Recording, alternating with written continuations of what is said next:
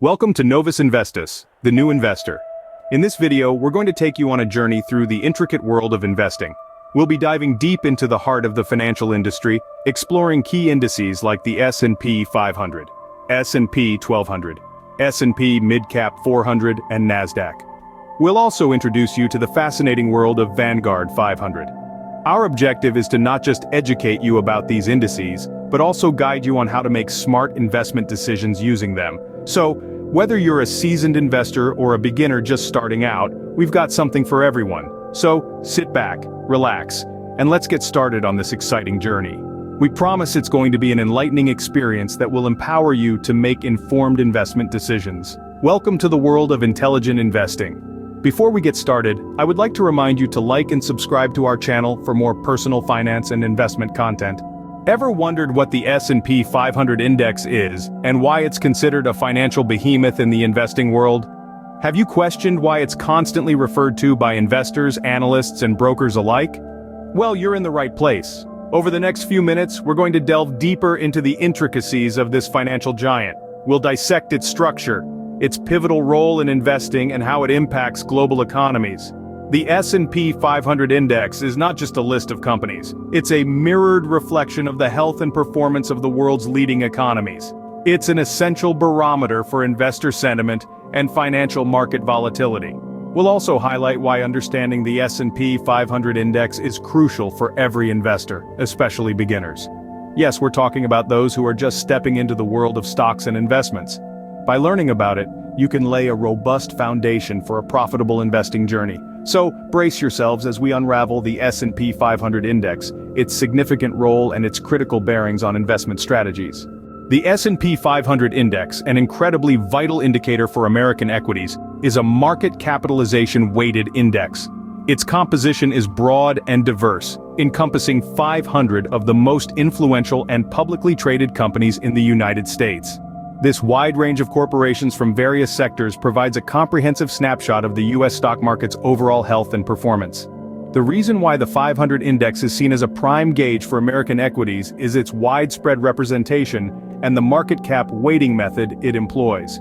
This method gives higher percentage allocations to companies with larger market capitalizations. Hence, larger companies have a greater impact on the index's value, making the S&P 500 an accurate mirror of the market's movements more than any other index. What makes the S&P 500 unique and dynamic is its methodology to account for free-floating shares. These are the shares available public trading, excluding locked-in stocks held by promoters, government, and others. It also adjusts for new share issues, company mergers, and acquisitions. When a company listed on the S&P 500 issues new shares or merges with another company, the index is recalculated to reflect these corporate actions. This process ensures that the index maintains its relevance and accuracy over time, even as the corporate landscape changes. The S&P 500, while comprehensive in its coverage of the U.S. market, is only a part of the bigger picture. The S&P Global 1200, which captures approximately 70% of the world's capital markets, is an umbrella index encompassing 7 regional indices. These include the S&P 500, the S&P Europe 350, the S&P Topics 150, Japan, the S&P/TSX 60, Canada, the S&P/ASX All Australian 50, the S&P Asia 50, and the S&P Latin America 40.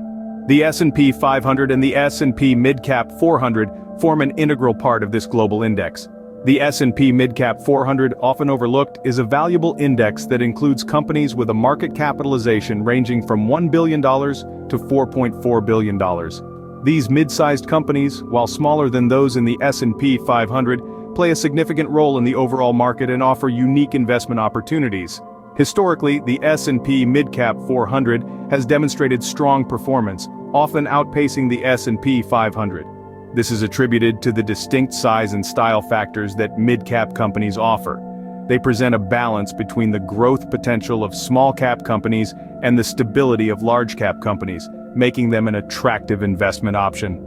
By understanding the role of these indices within the S&P Global 1200, investors can better diversify their portfolios and adapt their investment strategies to suit their financial goals.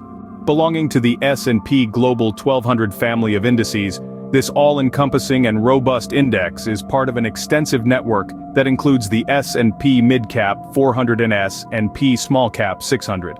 The S&P 500 index, one of the most followed equity indices globally, is also a vital and integral part of this family. The S&P 500 is particularly favored for its representation of the largest and most established companies in the U.S. The S&P Global 1200 family of indices is designed to reflect the global stock market performance, providing an extensive view of the market with a variety of investment options. The indices cater specifically to the diverse needs of investors, allowing them to choose their investment strategy according to their financial goals.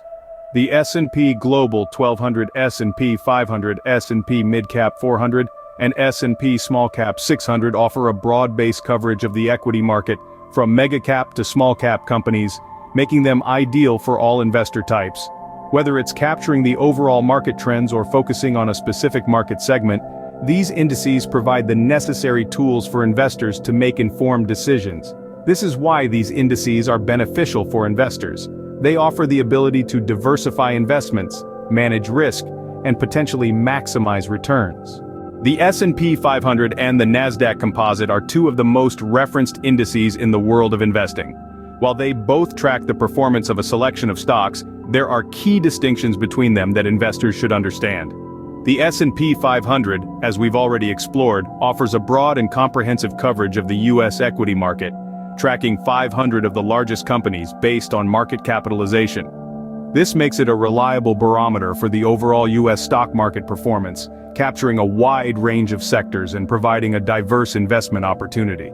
On the other hand, the Nasdaq Composite is best known for its heavy focus on technology stocks.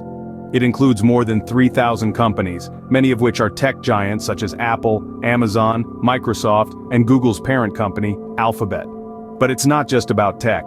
The Nasdaq Composite also includes companies from various sectors including healthcare, consumer services, and finance. Furthermore, unlike the S&P 500, which is restricted to U.S. companies, the Nasdaq Composite includes companies from around the world, giving it a more international flavor. Therefore, while both indices offer valuable insights, they cater to different investment strategies. Investors looking for a broad representation of the U.S. market might lean towards the S&P 500, while those with a particular interest in the tech sector or international companies might find the Nasdaq Composite more appealing. In the world of investing, the S&P 500 Index and the Vanguard 500 Index Fund are often mentioned in the same breath. While they share a common focus on the top 500 companies in the U.S., it's important to understand the differences. The S&P 500 is an index, a theoretical portfolio of stocks representing a broad swath of the U.S. stock market. It's a benchmark against which the performance of investments can be measured. On the other hand, the Vanguard 500 Index Fund is a mutual fund that attempts to mimic the performance of the S&P 500. It's an investment vehicle that allows you to buy a piece of those 500 companies all at once. The fund invests in the same stocks as the S&P 500 and in the same proportions. The goal is to match the performance of the S&P 500 as closely as possible. For investors, the Vanguard 500 Index Fund provides a straightforward way to gain exposure to a broad cross-section of the U.S. market. It's a popular choice for those seeking diversification and lower risk compared to investing in individual stocks. However, it's essential to remember that while the fund aims to replicate the S&P 500, the performance may not be identical due to management fees and other factors. Therefore, investors should carefully consider their investment goals and risk tolerance before choosing between the S&P 500 Index and the Vanguard 500 Index Fund. Investing in the S&P 500 doesn't have to be a complex process. Simply put, it's like buying a small piece of the top 500 companies in the United States. One of the most straightforward ways to do this is by purchasing an index fund or an exchange-traded fund, ETF, that tracks the S&P 500. These funds aim to replicate the performance of the S&P 500 index by investing in the same stocks and in the same proportions. For instance, the Vanguard 500 Index Fund, which we discussed in the previously, is a perfect example. It's a mutual fund designed to mimic the S&P 500's performance.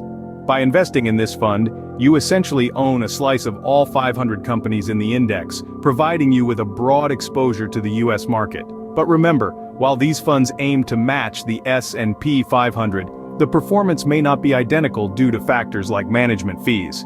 Therefore, it's important to do your due diligence and consider your investment goals and risk tolerance before diving in. As with any investment, there's always a degree of risk involved, and past performance is not indicative of future results. Next, we'll compare the S&P 500 to other popular indexes like the Dow Jones Industrial Average and the Russell Index family. Stay tuned. Institutional investors frequently exhibit a preference for the S&P 500 compared to the Dow Jones Industrial Average and the Russell Index family, a choice grounded in several key factors. Primarily, the S&P 500's depth and breadth are its main attractions. As a component of the esteemed Standard & Poor's group of indexes, the S&P 500 extends a comprehensive coverage of the U.S. stock market, showcasing a wide array of sectors and company sizes. This breadth is often preferred by investors for the diverse investment opportunities and risk-spreading potential it offers. In contrast, the Dow Jones Industrial Average, while prestigious, only contains 30 industry-leading companies. Institutional investors often find its narrow focus limits the potential for diversification, which is a cornerstone management in investing. When it comes to the Russell Index family, although it does offer a wide range of indexes, it differs significantly from the S&P indexes in terms of constituent selection and style overlap. The selection process and style focus of the Russell indexes might not align with the investment strategies of institutional investors, further solidifying the S&P 500's position as the preferred index. Market capitalization, or market cap, plays a vital role in the composition and performance of the S&P 500. The S&P 500 is a market cap-weighted index, meaning that the weight of each company in the index is determined by the total market value of their outstanding shares. This method ensures that the movements of the larger companies have a greater impact on the index than smaller companies. For example, if a company with a large market cap like Apple or Microsoft sees a significant price movement, it will have a more dramatic effect on the index than a smaller company. This weighting towards larger companies often results in the S&P 500 being a more stable and less volatile index, as these companies tend to be more established and less susceptible to drastic changes. However, it's important to note that while market cap weighting provides stability, it can also lead to sector concentration. For instance, if the technology sector is performing well, the S&P 500 may become heavily weighted towards tech stocks, which can affect the index's overall performance if that sector experiences a downturn.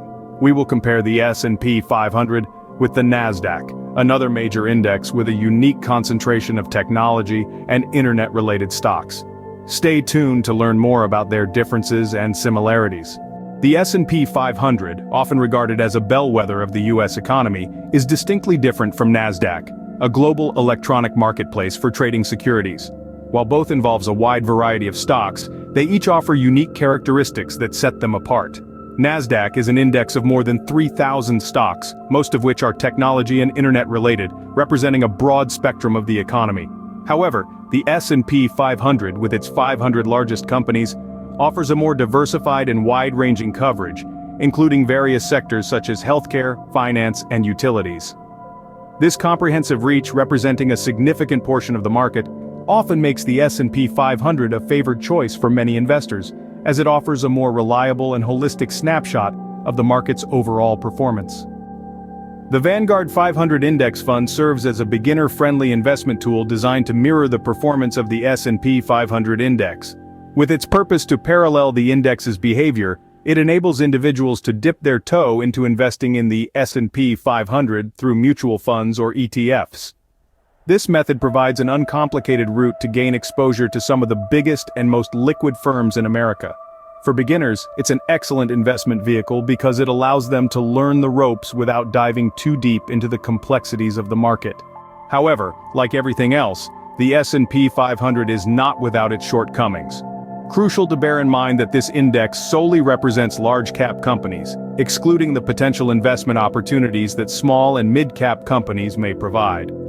Furthermore, due to its market cap weighting, the S&P 500 is primarily impacted by its largest companies. These are significant considerations when understanding the limitations and scope of the S&P 500 index. You may be intrigued as to the origin of the term Standard & Poor's. The moniker is derived from the names of its founders, a financial services firm known as Standard & Poor's, which initiated the idea of an index in the year 1923. In order to be considered for inclusion in the S&P 500, a company must satisfy distinct prerequisites. These include a minimum market capitalization of $8.2 billion, a public float of at least 50%, and positive earnings in the most recent quarter, as well as cumulatively over the past 4 quarters. These qualifications are crucial as they ensure that the companies included in the index are financially stable, have a wide shareholder base, and are consistently profitable. These factors, in turn, contribute towards making the S&P 500 a reliable indicator of the overall market performance. To wrap things up, the S&P 500 index plays a critical role for investors, acting as a wide-ranging lens into the marketplace and a touchstone for gauging investment performance. It is of utmost importance to comprehend its makeup, function, and constraints for enabling more astute investment choices. Let's not forget, however, that the S&P 500, while representing a significant segment of the market, does not capture the totality of investment opportunities. Hence, to curate a resilient investment portfolio, a strategic allocation across assorted asset classes and indices is crucial. Therefore, appreciating the importance of the S&P 500 index, understanding its composition and purpose, and recognizing the necessity of diversification in investing is vital for any discerning investor.